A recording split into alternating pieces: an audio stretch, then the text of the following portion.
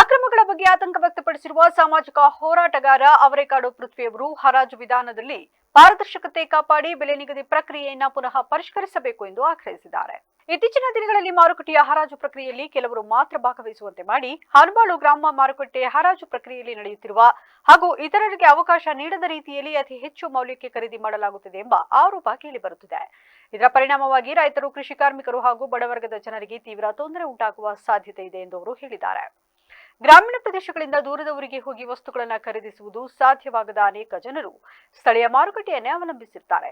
ಆದರೆ ಹರಾಜು ಪ್ರಕ್ರಿಯೆಯ ಅಸಮರ್ಪಕತೆ ಕಾರಣದಿಂದ ಅವರು ಹೆಚ್ಚು ಬೆಲೆ ನೀಡಿ ವಸ್ತುಗಳನ್ನು ಖರೀದಿಸುವ ಪರಿಸ್ಥಿತಿ ಎದುರಾಗಬಹುದು ಎಂಬ ಆತಂಕ ವ್ಯಕ್ತವಾಗಿದೆ. ಈ ಹಿನ್ನೆಲೆಯಲ್ಲಿ ಮಾರುಕಟ್ಟೆ ಬೆಲೆ ನಿಗದಿ ಹಾಗೂ ಹರಾಜು ಪ್ರಕ್ರಿಯೆಯಲ್ಲಿ ಪಾರದರ್ಶಕತೆ ತರಲು ಸಂಬಂಧಿತ ಅಧಿಕಾರಿಗಳು ತಕ್ಷಣ ಕ್ರಮ ಕೈಗೊಳ್ಳಬೇಕು ಎಂದು ಒತ್ತಾಯಿಸಲಾಗಿದೆ.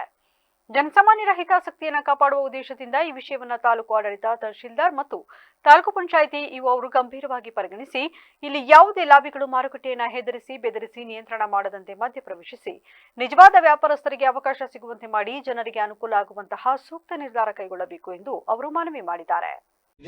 ಈ ದಿನ ನಾನು ಹಾನಬಾಳು ಗ್ರಾಮ ಪಂಚಾಯಿತಿ ಕಚೇರಿಯ ಮುಂಭಾಗದಲ್ಲಿದ್ದೀನಿ. ಇದೊಂದು ಗ್ರಾಮ ಪಂಚಾಯಿತಿಯ ಒಂದು ಕಚೇರಿ. ಇಲ್ಲಿ 24ನೇ ತಾರೀಕು ಈ ನಾಡಿದ್ದು ಮಂಗಳವಾರ ಇಲ್ಲಿಯ ಒಂದು ಮಾರುಕಟ್ಟೆಗಳನ್ನು ಹರಾಜು ಪ್ರಕ್ರಿಯೆಯನ್ನು ಹಮ್ಮಿಕೊಂಡಿದ್ದಾರೆ ಗ್ರಾಮ ಪಂಚಾಯತಿಯಿಂದ. ಸಂತೆ, ಹಂದಿ ಮಾಂಸ, ಮೀನು ಮಾರುಕಟ್ಟೆ ಶುಲ್ಕ. ಇಲ್ಲಿ ಸಮಸ್ಯೆ ಏನು ಅಂದರೆ, ಹಂದಿ ಮಾಂಸ ಮಾರುಕಟ್ಟೆ ಶುಲ್ಕ 75,000 ರೂಪಾಯಿ ಇದೆ. ಅಂದರೆ ನೀವು GST ಎಲ್ಲ ಸೇರಿ 1,13,150 ರೂಪಾಯಿ ಆಗ್ತದೆ.